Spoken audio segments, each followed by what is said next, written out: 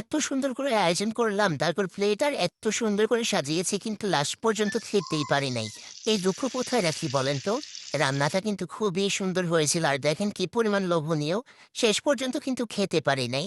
এই যে দেখেন আমি বাজার থেকে ২ টা মুরগি নিয়ে আসলাম। যদি এগুলা মুরগি না, এগুলো হচ্ছে কোয়েল পাখি। তো এগুলোকে এখন আমি ম্যারিনেশন করব।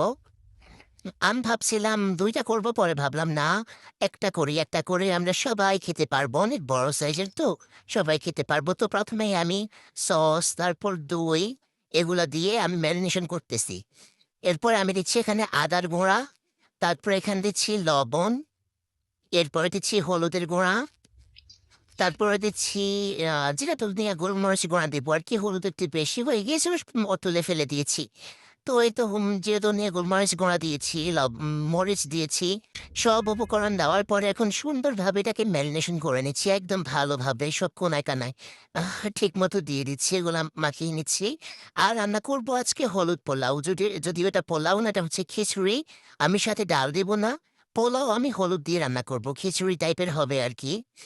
কালারটা কিন্তু লাস্টে এত সুন্দর এসেছিল, তা বললাম না, খেতে পারি না। এই দুঃখ কোথায় রাখি? সেই ঘটনাটা আমি ভিডিওর লাস্টে দেখাবো। এই যে দেখেন আমি আমার ফ্রাই প্যান সেট বসিয়ে দিয়েছি। আর এই ফ্রাই প্যান সেটটা এত সুন্দর, মানে চিন্তাও করতে পারবেন না। আমার পুরো ভিডিওর লুকটাই চেঞ্জ করে দিয়েছে এই ফ্রাই প্যান সেটটা। তো এই যে দেখতে পাচ্ছেন আমি এখন মুরগিটা বসিয়ে দিয়েছি ফ্রাই প্যানে। মুরগিটার পা বের হয়ে গেছে, এটা দেখে আমার হাসি পাচ্ছে। এরপরে আমি বসিয়ে দিচ্ছি খিচুড়ি বা পোলাও বলতে পারেন। পেঁয়াজ, তারপরে রসুন, আদা, তারপর সব রকম মশলা দিয়ে সবকিছু আর বললাম না। আর এগুলোকে ভালো করে এখন আমি ভেজে নিব।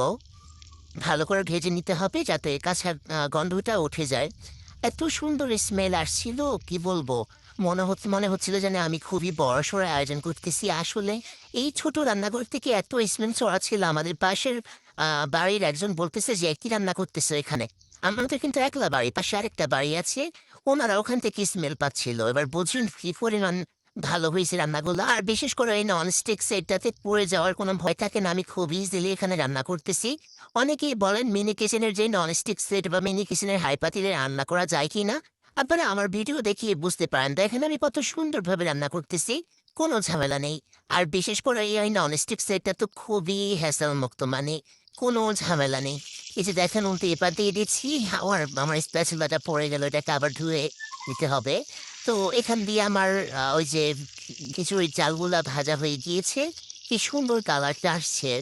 এখন আমি পানি দিয়ে দিচ্ছি। তো এটার সাথে আবার ঢাকনা নেই। আমি ঢাকনা ছাড়াই কিন্তু রান্না করেছি। আর খুব সুন্দরভাবে রান্নাটা হয়েছেও। আর মাটির চুলা দেখতে পাচ্ছেন কত কিউট! এরকম মাটির চুলাও কিন্তু আমাদের কাছে এভেলেবেল আছে, পেয়ে যাবেন। এই যে দেখেন আমার খিচুড়ি মোটামুটি রান্না হয়ে এসেছে। এখন আমি এগুলোকে একটু, একটু করে নেড়ে-চেড়ে দিচ্ছি যাতে একদম ভালোভাবে সিদ্ধ হয়ে যায়। আর ওই যে মুরগিটা দেখতে পাচ্ছেন আমি কিন্তু উল্টিয়ে পাল্টিয়ে মানে পা হতে সবকিছু খুব ভালোভাবেই করেছি। একদম ভালোভাবে ভাজি করে নিয়েছি।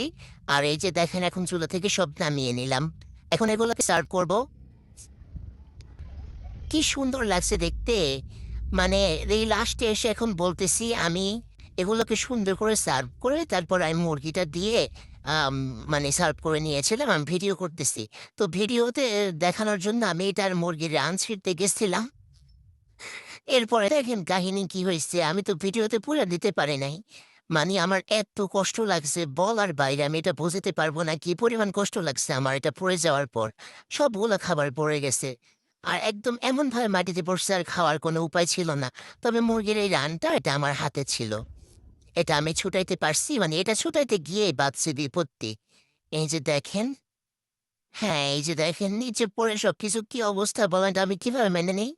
তো এই যে আজকের ভিডিও এ পর্যন্ত। আজকের ভিডিওটা কেমন লেগেছে অবশ্যই কমেন্টে জানাবেন।